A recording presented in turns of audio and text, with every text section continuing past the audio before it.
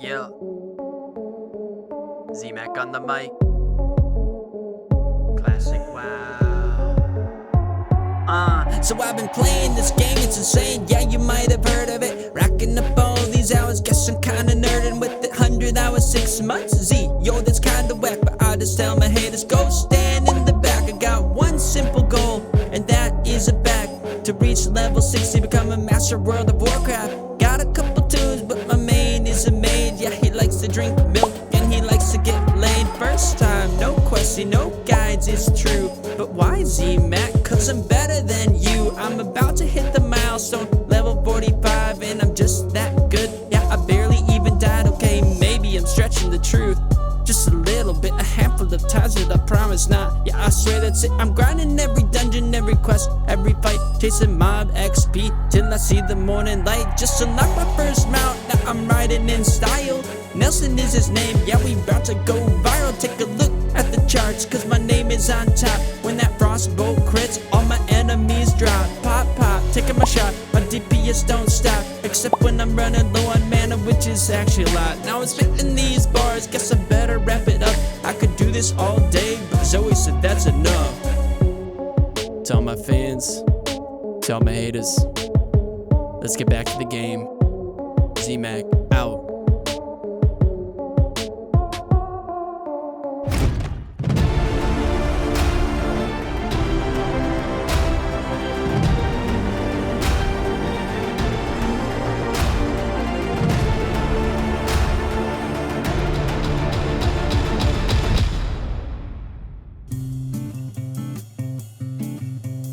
Ladies and gentlemen, boys and girls, in this epic adventure through classic World of Warcraft, we have made it to the Big 4-0, which I've been told is still technically not even the halfway point to level 60. And most importantly, after countless hours, I have finally unlocked my faithful steed companion, Nelson. No more walking around on foot like a measly peasant, who, through a community nickname contest, actually didn't get the most amount of votes. Wait a second, what kind of shenanigans are going on around here? Okay, hold on, I can explain. As I was creating the video, the last time I checked the survey, Nelson did have the most amount of votes, so that's what I went with. I guess it was soon after that Bean had crept into the lead, but I just never saw it. Sorry about that, guys, but at the end of the day, this is a dictatorship and I actually really like the name, so Nelson it is. Anyways, each day I get closer and closer to fulfilling my goal of reaching level 60 in Classic WoW for the first time ever. And today is no different. There is so much to cover. I end up experiencing not just one, but actually 2 new dungeons, receive the most powerful mage's wand that I've yet encountered, get mixed up in a scuffle with some bloodthirsty pirates, and on top of some hilarious run-ins with other players, I also get tricked into visiting this notorious spot where I get the biggest shock of my life. So without further ado, grab yourself a drink, get cozy, and let's dive into it. Real quick, if you're enjoying the content, be sure to give the video a like and subscribe to the channel for more stuff. And as always, a huge shout out to my Patreons for supporting the channel throughout these creative works. YouTube is something that I do for fun at the moment since I'm still working a full-time job, but if I ever do want to make it anything more than that, I'll need a lot of people to hop on board. So thank you guys so much for your continued support. All right, where should we start? Probably right where we left off. I'll be honest, some of it might be a little jumbled around, but bear with me. Last episode, I mentioned a couple of quests from Tabetha, but there just wasn't an adequate amount of time to really dive into those, so let's take a look at those now. Oh, and if you don't know who Tabetha is, join the club, because neither do I. No, just kidding. She's one of the main NPCs for the human mage quest lines, and she lives out here in the middle of nowhere in Dustswallow Marsh. Janaea's the one that sent me to her in order to acquire the all-powerful mage's wand, which turns out to be quite the adventure. So after completing the initial journey to the marsh and return to the marsh quest, I can't even remember where I got the second one from, Tabetha offers me 3 new quests. And from what I can tell, if I want to obtain my mage's wand, I need to complete 2 of these, items of power and hidden secrets. For the first, Tabetha gives me a set of instructions to obtain some very specific items that she'll need to help craft my wand. And for the second, I'll need to visit a place called the Shimmering Flats to find this guy named Magus Tirth, who apparently used to be a great mage and scholar, but has recently found himself with a bit of a drinking and gambling problem. Sounds like my kind of fellow. And the third quest, well, let's just say it's one of the most time-consuming quests that I've yet experienced in Classic WoW. But in order to progress the mage's questline, you have to do it. So yeah, that's fun. Skipping forward to it, you have to run all the way through the Barrens, and not through Mulgore, which of course I had to learn the hard way. As a new player, not using any guides, when I looked at the map, I just thought I could cut through the zone, but yeah, turns out you can't. So I wasted 20-something minutes running around the edges of the region just trying to find a way over the mountains. I did, however, have a fun little encounter with this random threesome of gnomes. Still not totally sure what they were doing over here, but the conversation was nothing short of entertaining, that's for sure. But anyways, as I was saying, you have to run all the way through the Barrens, through the Stone Talon Mountains, and then make your way to the southernmost point of Desolace, all while trying to avoid the high density of mobs along the way. Did I almost die to one of these Stranger Things Demogorgon dog mages? You better believe it. Thankfully, I just need to take down one of these Burning Blade summoners while avoiding dying from everything else nearby that's trying to kill me, which I somehow managed to pull it off. Call it a miracle, call it luck, maybe it's a little bit of both. Either way, I'm able to get it done. Now for the wand quest. The first one requires even more traveling. Sadly, I hadn't unlocked my mount yet. Like I said, my storytelling here is a little bit jumbled, so bear with me. But at least for this one, there's a worthwhile destination towards the end of it. Interestingly enough, in order to get to the Shimmering Flats, you have to go through a zone called 1,000 Needles. Not 1,000 needles, mind you, just 1,000 needles, which feels very unnatural to say. Why is it called that? I have no idea. But it's this massive canyon region where you have to take an elevator called the Great Lift, lowering players down to the canyon floor and allowing them to run through the zone. Definitely giving off some orcish Orgrimmar vibes. As I reach the Shimmering Flats, there's a massive shift in the landscape. Instead of being surrounded by towering cliff walls, it's just this desolate, flat, wide open plain, and it's just totally pale, almost nothing in sight. Eventually, I find Magus Tirth right where Tabetha said I would, at the racetrack. Jeez, dude, calm down. He immediately threatens to polymorph me into something. He doesn't actually say what that something is, but after letting him know why I'm here to acquire the Rituals of Power book, he agrees to help me out. He just needs me to assist him in opening up his magically locked strongbox, which is sealed by a secret phrase that our friend here has somehow forgotten. And the only one that can help us is his assistant, which, of course, has recently gone missing. So after asking around the racetrack and gathering all the necessary clues, I finally find him. That's right, he has been turned into a chicken. But after beckoning him to me, he magically transforms back into a human and shares with me the secret phrase. Turns out, Magus is actually the one that turned Plucky into a chicken. He simply forgot that he did it. Or maybe he was drunk when it happened. I don't know. But anyways, now that we have this secret phrase, I should be able to unlock the strongbox and obtain the book, right? Right, guys?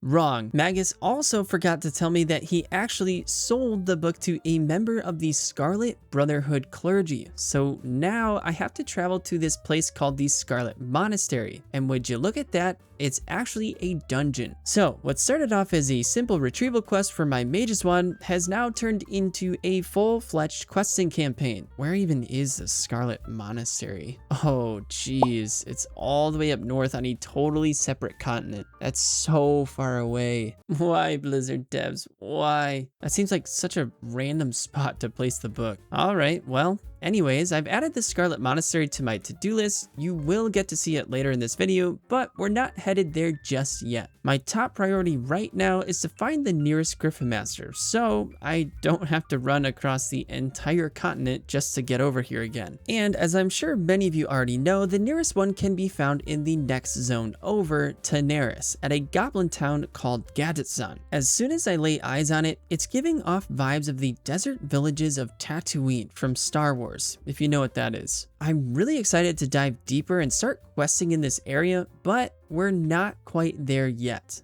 Instead, I say bon voyage to Gadgetzan and head back to Stormwind to meet up with Janaea for some ability upgrades. Also, now that I'm level 40, I can unlock the major city portals, so that's pretty cool. But now, back to the mission at hand, my mage's wand. According to Tabetha's instructions, I'll need to acquire a jade as well as 10 witherbark totem sticks, which can be obtained from killing the witherbark trolls of the Arathi Highlands. Once complete, I take the sticks to the Circle of Outer Binding, place them on the center stone, and wait for lightning to strike. Sure enough, the totem sticks are transformed into something called a bolt-charged bramble, which I'm assuming Tabetha will be using to help form my wand. Oh, and I almost forgot, right before this, I happened upon this strange shard hovering in the air, so of course I had to check it out. It started me off on this quest called the Princess Trapped. Apparently, there's some sort of Earth Princess trapped deep beneath the Arathi Highlands by a bunch of evil giants. I don't really know, but it sounds like fun. So I go on a slight detour to collect these motes of Myzrael, and to my great pleasure,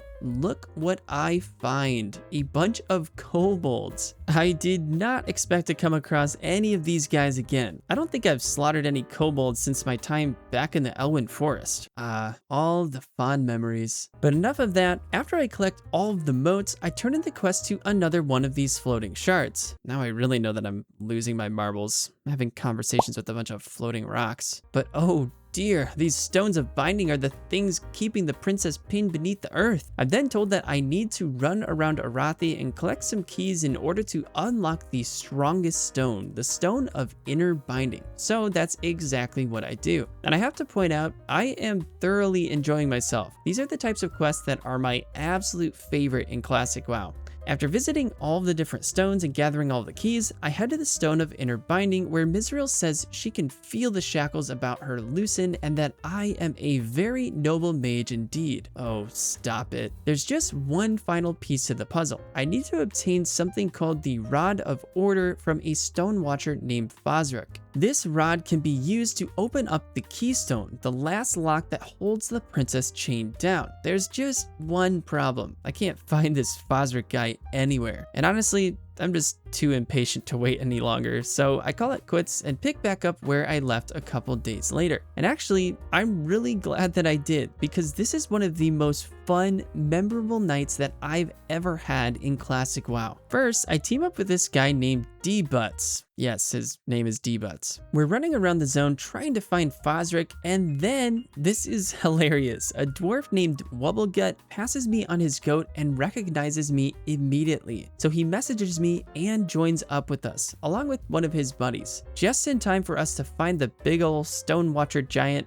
And of course, it's a level 42 elite. Well, unfortunately for him, I brought me some backup. Oh geez, Yorin almost got smoked. But apart from that, we take him down without too much trouble. Now, why do I say this is some of the most fun I've had? Because somehow, in the year 2025, spontaneously and organically, I've never met any of these guys before. We group up, we're hunting down mobs together, everyone's chatting, having a good time. Man, it just really brought me back to the good old days of MMORPGs when people were ready and willing to not just group together, but also to just have fun together. I don't know, everyone was super friendly, super hyped, and yeah, it was just a ton of fun. And to top it off, another massive elite level 42 giant keeps spawning every time someone turns in the quest, which is pretty hilarious and definitely catches me off guard. But finally, it's my turn to talk with the Keystone. And after killing another one of the giants, it would appear this story continues with a quest called Myzrael's Allies. I'm kind of disappointed to find out that we don't actually get to meet Myzrael, at least not unless I continue with the quest line, which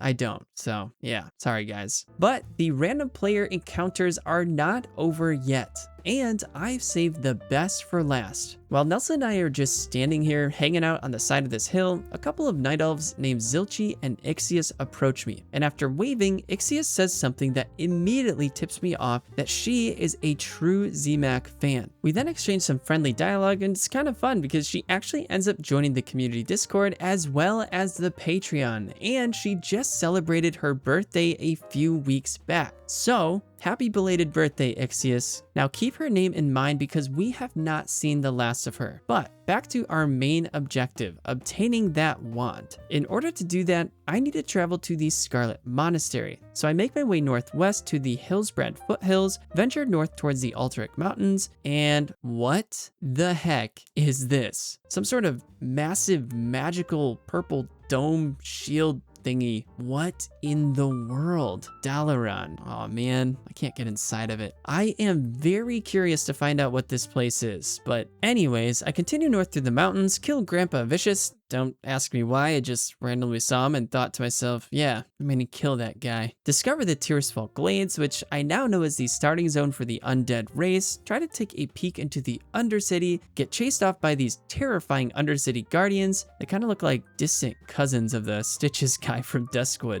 All right, I'm leaving. And then follow the road signs until I reach the monastery. Now this place is very interesting. There appears to be 3 different Scarlet Monastery dungeon options, each of them correlating with a different range of player levels. Dude, what?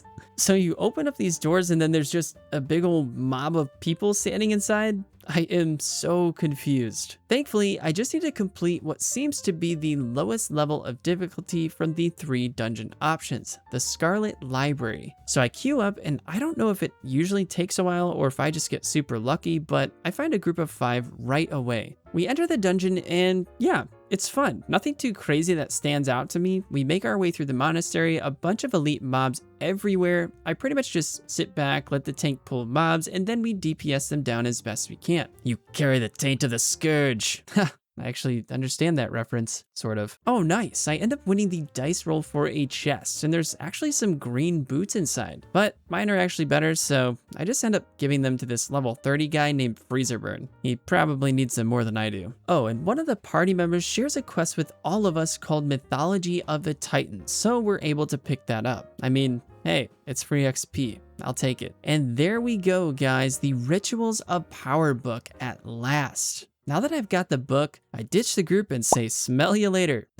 No, we end up finishing the dungeon, the final boss being Arcanist Doen. Not really sure who he is, but he drops a really nice item, the Illusionary Rod, that I would love to get my hands on. 17. I rolled a 17. Yeah, so obviously I don't actually get it, which I'm kind of bummed about, but oh well. At least I got what I came for. So now there's only one thing left to do. Return to Dustswallow Marsh and pay a visit to Tabetha in her sad, creepy little cottage. Holy cow, what is going on? On my way back, I run into this huge guild called the Wipe Club. They're all just traveling around together in a pack. Guess that's what some people do around here.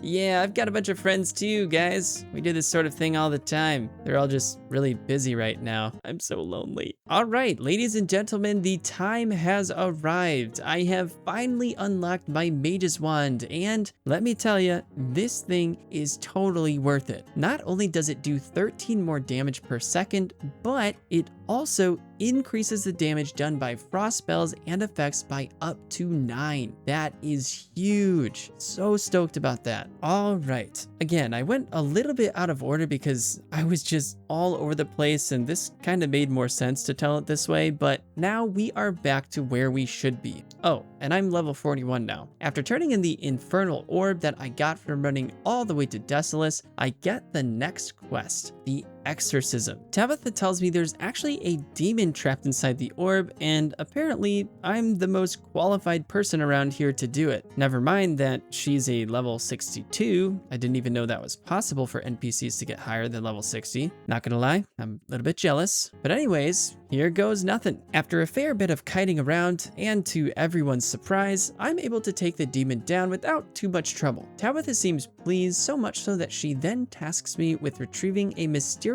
power source from an obsidian sentinel in Uldaman, wherever that is. I'm sure I'll figure that out eventually, but for now, I was really vibing with the Rothi Highlands earlier, so I decided to head back there to continue with my questing, and I have a ton of fun while doing it. For the sake of time, I'm not going to cover all of it, but I spend a lot of my time grouped up with other players in the Stromgarde Keep, hunting down named bosses, chopping off more heads, collecting quest items, and getting killed by all of the level 40 elite mobs. I mean, come on guys, it wouldn't be a true ZMAC the Mage video without a couple of deaths thrown in there, am I right? When all that is said and done, I decide that it's probably about time to head back and do some more questing in Stranglethorn, which is exactly what I do. Now to be honest, there's nothing too crazy or exciting about the next couple of levels. I complete a bunch more quests for Hemet Nessingwary's troop, including finishing up all 4 of the Green Hills Stranglethorn chapters. I did end up buying one of the pages, but all of the other ones I found on my own. Hunt down both the Elite Panther Bagthera and the Elite Raptor Tethys, complete a quest that requires me collecting some singing blue crystals from the Venture Company mining goblins. These guys are freaking throwing bombs at me, what the heck? And then, you guys remember the Haunted Isle quest? Yeah, neither do I. But apparently, I started and completed it because Baron Revelgaz has the follow-up quest for me called the Stone of the Tides. Something about a goblin mage and water elementals on a haunted island. He then tells me that if I'm interested in learning more, I should head to the Stormwind Library to borrow the book that speaks more about the legend. So that's exactly what I do. Sure enough, Daniel Tovald hands me the book, and on page 5, we find that the Stone of the Tides allows its bearer to control water in many of its forms, and that it's actually a physical manifestation of the powers of the Water Lord, whoever that is. And the story goes on for another 6 pages or so. When I returned to the Baron looking to turn in the quest, I realized that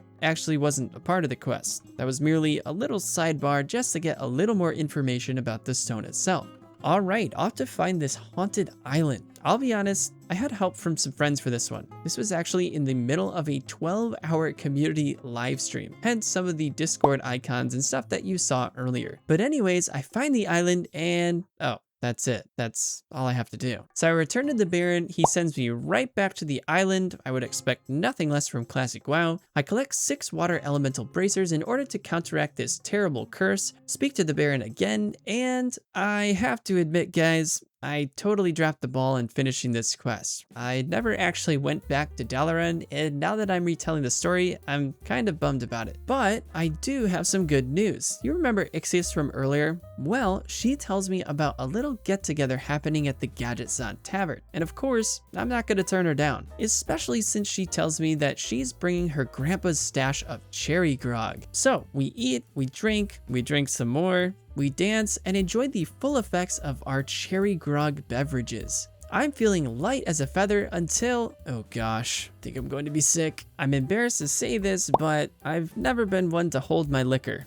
But seriously, this was an absolute blast. Everyone was having a really fun time. People on the live stream were going crazy. I was laughing my head off, and it was all thanks to Ixius. So Ixius, thank you so much for making this special memory possible. Probably my favorite experience with the community thus far in Classic WoW. Okay, on with the tale. For the rest of level 42, I decided to just chill for a bit and farm some of the local raptors here in Stranglethorn. It's okay, guys. These are the bad guys in Jurassic Park. Well, the original movies anyways. And there we go, level 43. Now you guys know that I'm a huge fan of Booty Bay. It's exotic, it's beautiful, I love the coastal vibes, but it's also owned by a bunch of greedy goblins that don't offer allegiance to anyone. Well, except for whoever has the deeper pockets. Now what sort of person do you think might be drawn to a lawless port town full of shady business where you can come and go as you please without too much risk of getting in any real trouble?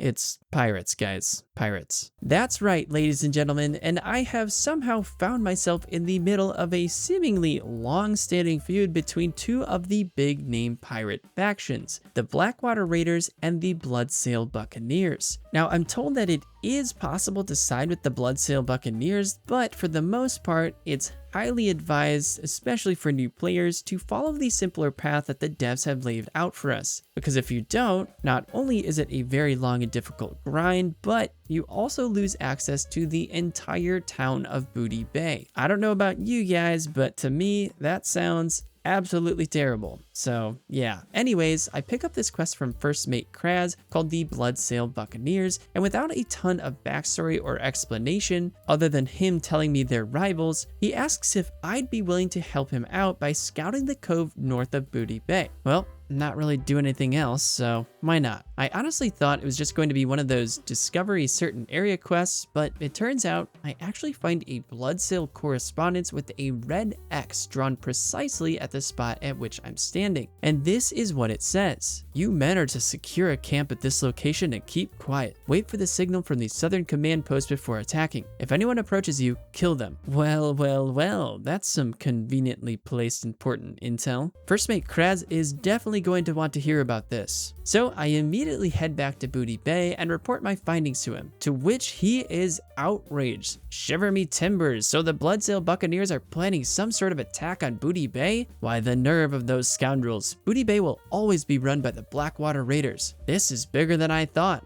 Report what you have learned to Fleetmaster Seahorn at once. The old sea dog is around town somewhere. Now at this point, I am giddy with excitement. It's always been a lifelong dream of mine to get caught up in a scuffle between some bloody pirates. However, despite the news, Fleetmaster Seahorn isn't too concerned about the threat. In fact, he says, they might as well throw themselves off the Overlook cliffs. Kind of morbid, but okay. He then tells me, Kraz speaks highly of your dedication to the Blackwater Raiders. I mean, I completed one single quest for you guys and it really wasn't even that hard. I don't know if I'd call that dedication. I am going to trust you with a mission of extreme importance to the fleet. Did you hear anything that I just said? You know what? Never mind. Infiltrate the so-called southern command post the Bloodsail Buccaneers have established on the wild shore. Raid the encampment. Bring me their charts along with their written orders. We shall see exactly what those scum are up to. Haha, now we're talking. Let's go hunt down some pirates. So I make my way to the southern shores, discover the Bloodsail Buccaneers hideout, find the charts, obtain the written orders, and with the help of my friend Florencella, finish killing all 10 of these swashbucklers. Now you're probably thinking, all right, time to head back to the Fleetmaster to turn in the quest. Well, you'd be wrong. During the massacre of the Bloodsail Buccaneers, I had some people tell me there was this super cool place that I just had to visit. So of course, I trust them. No one would ever take advantage of me being a complete noob, right guys? Well, it turns out this super cool place they brought me to is called the Gurubashi Arena. And if you hop down into the arena, your character is automatically flagged for PvP, making you vulnerable to anyone and everyone else that is in there with you, including an invisible skull-leveled night elf rogue named Kiefer's Angel that can use a single ability and one-shot you for 1,580 damage. Yeah. Now, truthfully, guys, I know I'm not the smartest person in the world, but I did suspect something was amiss beforehand and refused to jump into the arena until they told me exactly what would happen. So why then did I so carelessly jump down into the arena, you ask? Well, I had agreed to duel Clytus here since he was level 35. I figured it sounded like fun and I might stand an actual chance. But yeah, I did not anticipate the invisible rogue coming out of nowhere and assassinating me. And as it turns out, neither did my friends, or so they said. No, they said it was just some random person hanging around waiting for unsuspecting victims to jump into the arena. So to Kiefer's Angel, whoever you are, know this. I will reach level 60 one of these days. I will become stronger than you could possibly imagine. And when I do, I will have my revenge.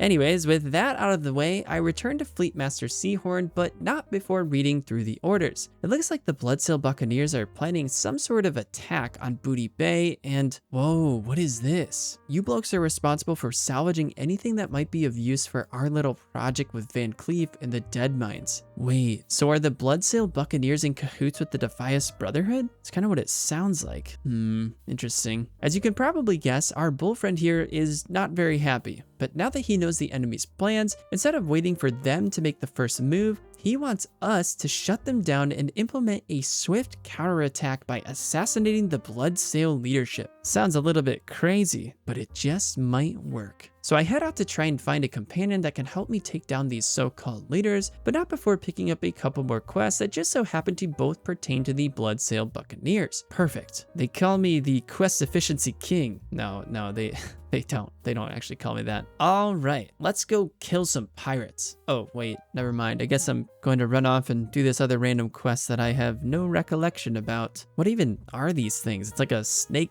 lizard, dragon thing carrying a trident. Well, whatever they are, I'll tell you this much. They make for one heck of an AoE power farming session. Okay, actually this time, let's go kill some pirates. So I head to the wild shore, go head to head with all of the nearby mobs, manage to not die a single time, and Z-Mag, what are you doing? We're supposed to be taking down the Bloodsail buccaneer leadership, not gallivanting around power farming these creepy looking dragon things.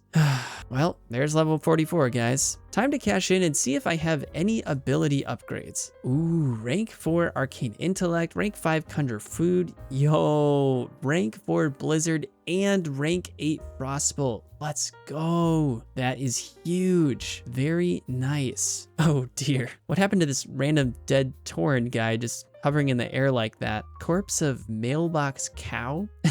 Okay, that's actually pretty hilarious. How did they just purposely die right there? I guess that's just a thing that people do for fun in classic WoW. All right, anyways, where were we? Oh, that's right. I still have to pull off the assassination attempt on those head honcho pirate guys. So I run into and team up with this guy named Gordaz. And let me tell you, I'm glad he's on my side. I would not want to be one of the pirate leadership right about now. He's got a 5-level advantage over them, which in classic WoW terms is basically like watching your little brother who just hit puberty take on the senior year starting quarterback. Yeah, it's not going to end well. And Captain Stillwater's last words are nothing, because we just completely own him that fast. We then continue on to the next ship, take down Fleetmaster Farallon, add "oh no you didn't" to the pirate assassination squad, raid the last and final ship, get wrecked Captain Keelhaul, turn in the quests, speak with Fleetmaster Seahorn, and wait, that's it? That's the conclusion to the Blackwater Raider vs. Bloodsail Buccaneer saga? Well, that's disappointing, to say the least. So anyways, as you probably noticed, I mentioned to you guys at the start of the video that there would be 2 first-time dungeon experiences, but so far, I've only covered 1. Don't worry though, I am a man of my words. So here we go. Truthfully, I was getting a little bit tired of being in the jungle. It's hot, humid, way too many bugs, and I could use some change of scenery. So I take a look at my quest log and realize, wait a second, I've got a couple quests for this dungeon in the Badlands called Uldaman. Now that sounds like a good time. So I make my way over there, get plugged into a group relatively quickly, and we venture into the dungeon. I get quite lucky because some of the other party members are able to share even more dungeon quests with me as we go. So this is definitely going to be a huge boost of leveling XP. Can't really complain about that. It's funny though, because I thought we had already started the dungeon, but after like 10 minutes of fighting elite mobs, we come across the actual entrance. So we start making our way through the dungeon, green and tan tiled floors, Romanesque architecture, massive pillars, super high ceilings, and trogs. Lots and lots of trogs. And it turns out there's actually some small puzzle mechanics in Uldaman which I haven't really come across in other dungeons in classic WoW, at least not that I can remember. So I'm excited about that. The main question is how to open up the hidden chamber. This note says that we have to combine a medallion and the shaft of soul in order to create the staff of prehistoria, which can then be used to unlock the sealed chamber. And I just so happen to be the one to grab the shaft. So Pot Beast trades me the medallion, I forge the staff,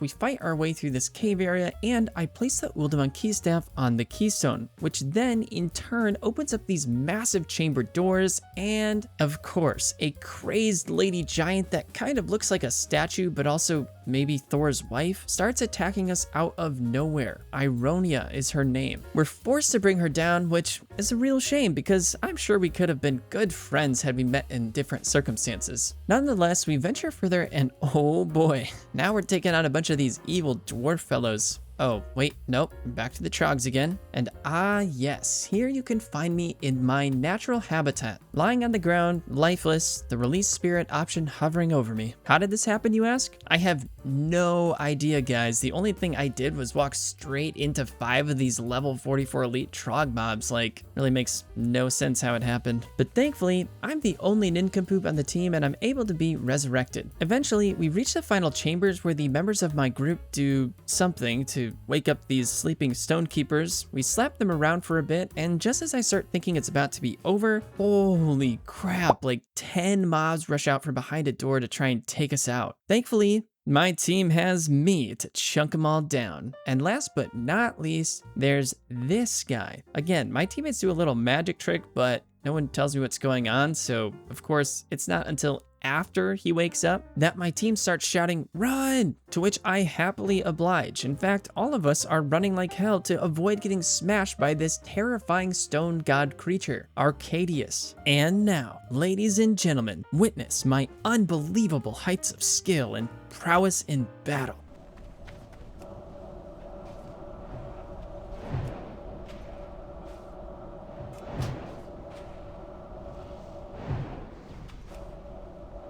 Okay, well, I'm doing some damage at least. And just like that, the big old stone statue guy tumbles to the ground. Nice. So we finish the dungeon. I pick up this quest called the Platinum Discs, which is pretty much just a way for the devs to incentivize players to learn more about the history and lore of the failed experiments by the Titans, the Trogs, and then the successful Earthen, aka the Dwarves. And by that, I mean for most players to just click to the dialogue and not read anything. Me, on the other hand, I do read through it and really appreciate the depth that's added to the Azeroth world due to some of these fleshed out origin stories. I'm not going to go through all of it because it's a really long conversation, but I highly encourage anyone that's interested to go check it out for themselves. Once I'm done with that, I turn in the quest and receive 4,200 XP. Holy crap, that's a lot of XP just for that. Hey, I'm not complaining. And last but not least, I return to Ironforge to turn in some of these quests, which ultimately brings me to level 45. Let's go, baby. What an incredible adventure it's been thus far. Only 15 levels away from level 60 and one step closer to my ultimate goal of becoming a master of World of Warcraft. If you made it to the end of the video, thank you guys so much for watching. Be sure to give the video a like and subscribe to the channel. Again, a huge shout out to my patrons for supporting the channel. I greatly appreciate your continued generosity. If you'd like to become a part of the Patreon family, be sure to click on the link listed in the description below. You can support the channel for as little as $3 a month. Any and all contributions are much appreciated. Thank you again, and I'll see you guys in the next one.